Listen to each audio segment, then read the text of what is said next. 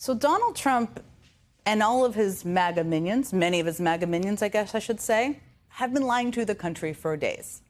They have lied to all of us over and over and over again.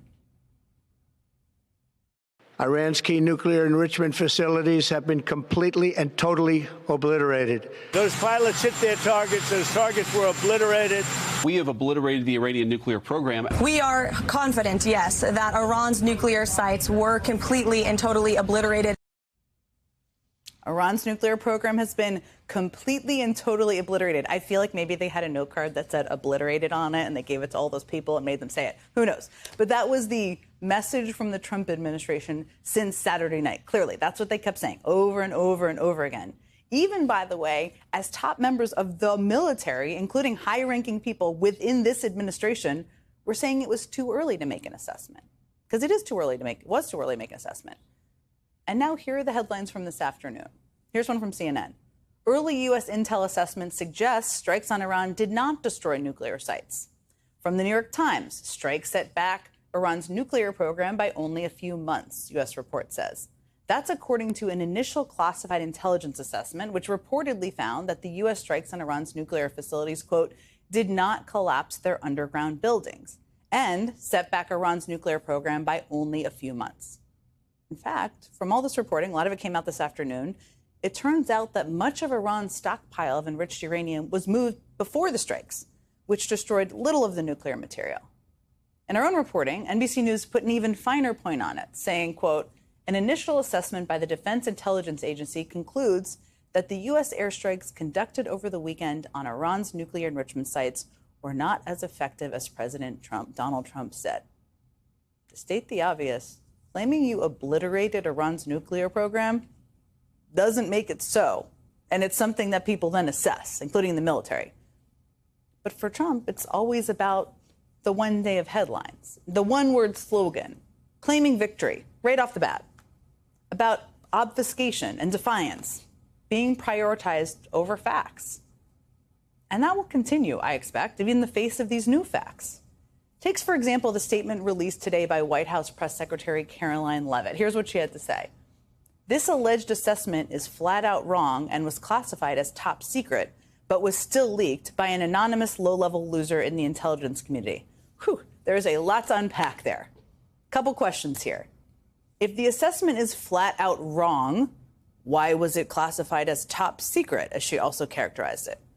And if it's top secret, why do low-level losers, as she called them, have access to it? Lots of questions there. Her statement obviously makes no sense. Of course it doesn't. But we see this cycle constantly. Donald Trump says something, facts and reality say something else, and then his people have to kind of twist themselves into knots trying to explain why he's right and we're all apparently crazy, though we're not. I mean, it was just yesterday that Trump announced that he had brokered a ceasefire between Iran and Israel. In fact, he was so confident in his negotiation skills that he told NBC News, quote, I think the ceasefire is unlimited. It's going to go forever. I don't believe they will ever be shooting at each other again. But that statement had a shelf life of a few hours, because Israel and Iran started firing at each other overnight, just a few hours after he said that. Even Trump couldn't deny that reality.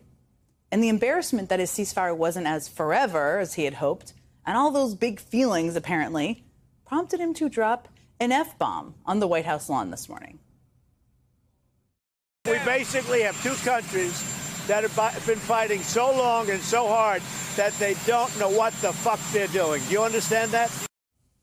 Well, someone is a little cranky today, it seems. But that was the pure unvarnished reaction you get when Trump cannot spin away the truth. When facts on the ground make it impossible for him just to declare victory and kind of walk away. And we can expect to see more of it.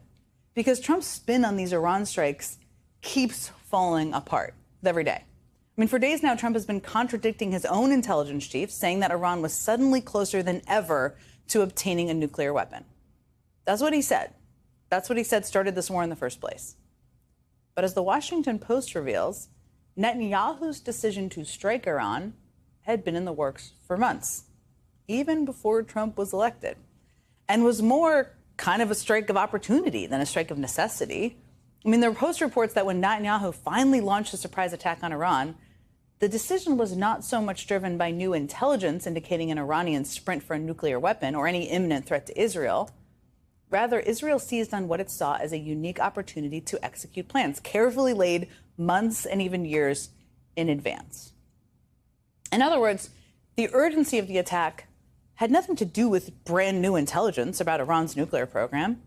Israel just needed a pretext to carry out the attack they had already planned, that Netanyahu had been having dreams about for years, and a potentially willing partner in the White House to help them do it.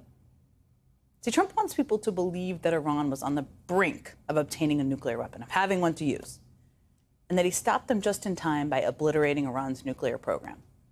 He thinks he can tell the American people whatever story he wants, that we're all just going to follow him like the MAGA lemmings do, not going to read the fine print, not going to learn anymore.